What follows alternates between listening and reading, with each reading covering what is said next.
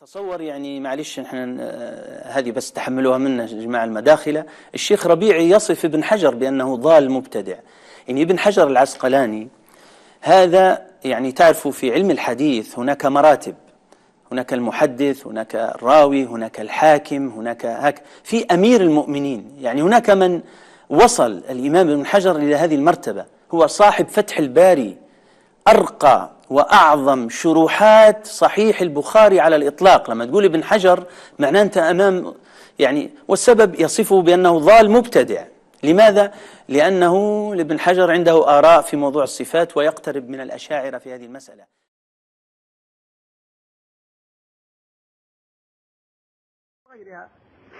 نعم. سائل يقول: ما رأيكم في من يبدع الإمام ابن حجر والإمام النووي رحمه الله تعالى؟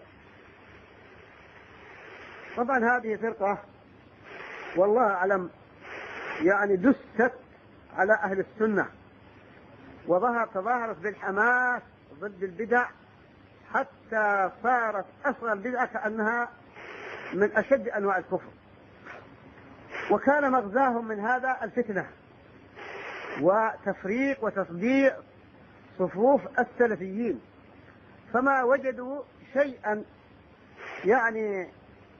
يفرقون به السلفيين ويصولون عليه إلا ابن حجر والنووي وأبو حنيفة والشوكاني ورشيد رضا إلى آخر مجموعة وابن الجوزي.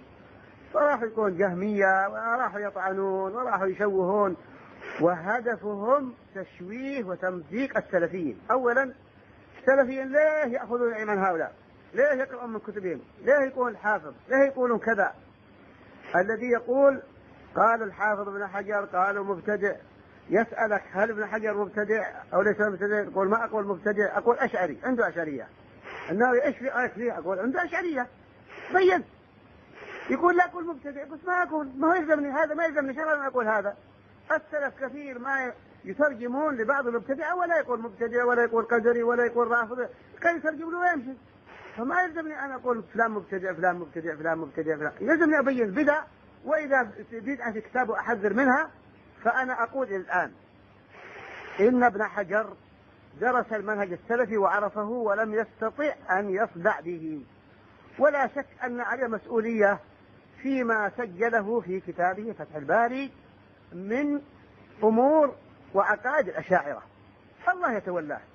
لكن رجل ثقة، رجل خدم السنة، لا يستغني طلاب السنة عن كتبه الكثيرة، مكتبة كلها في خدمة السنة صلى الله عليه وسلم، هفوات فقط ما كانت إلا في بعض المواضع من فتح الباري، وقد انتقدها السلفيون، ومنهم الشيخ بن باز ومنهم الشيخ العباد ومنهم الشيخ السعدي، حذروا وبينوا. ونحن ندرس في فتح المجيد وفي غيره نقد للنووي، وفي غيره نقد للنووي أيضا، وبيان ما عنده من تأويلات. فنحن نقول أشعري، النووي عنده أشعرية وكثر أكثر منها لحد من هذه الأشعريات، لكنه خدم صحيح مسلم وخدم السنة، علوم الحديث ألف فيها، بارك الله فيك، أشياء ما يستغني عنها أهل السنة. فهم ثقات عندنا، مثل ما أخذ سلفنا عن بعض من وقعوا في بدع، مثل قتادة وقع في القدر، ومثل سعيد بن أبي عروبة كذلك، ومثل غيرهم ممن وقع في بدعة القدر أو بدعة الإرجاء، أخذوا عنهم لأنهم حملوا العلم وفيهم الثقة متوفرة والصدق والعدالة موجودة فيهم، فأخذوا عنهم. فنحن نقول إن هؤلاء ثقات، ونقول علوم السلف، فنحن نستفيد من كتبهم. وإذا سئلنا عن أخطائهم نقول نعم، عندهم أشعريات موجودة في فتح الباري وموجودة في شرح صحيح مسلم. أما سائر